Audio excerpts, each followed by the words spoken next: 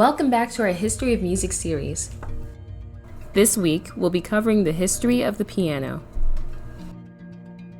Before the piano was the dulcimer, organ, harpsichord, hydraulis, and more.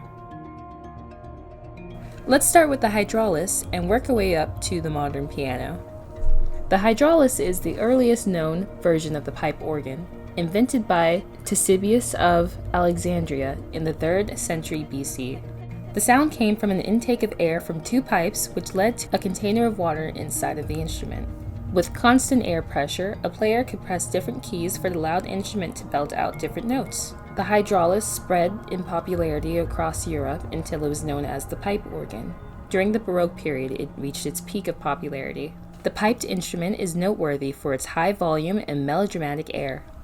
The organ is famously used in songs like The Phantom of the Opera theme by Andrew Lloyd Webber.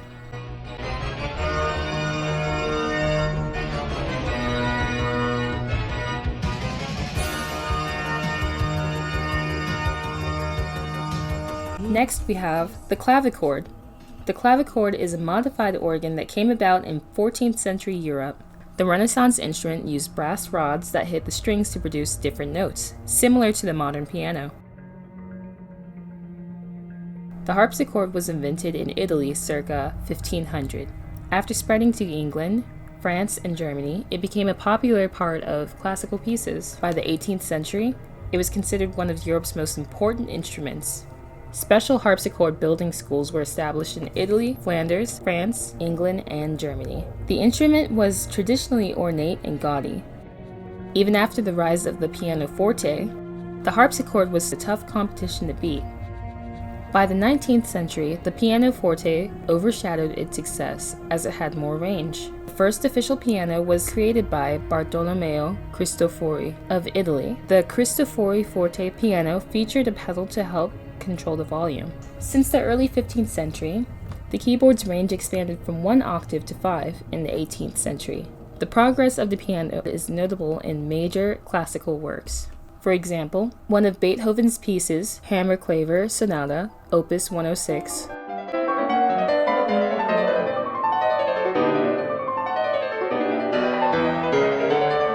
required 6.5 octaves. The modern piano generally uses 88 keys, roughly 7 octaves.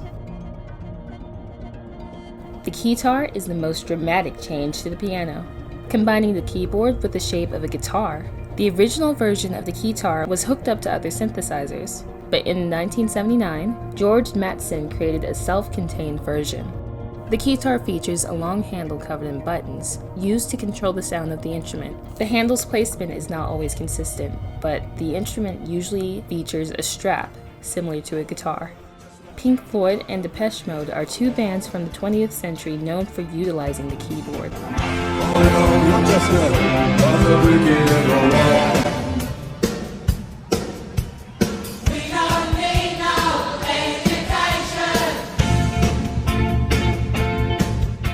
The modern keyboard is still similar to the piano, but contains electronic features that gives the player access to a variety of other instrumental sounds. Notes on the keyboard could be used to emulate a drum, guitar, or different kinds of pianos.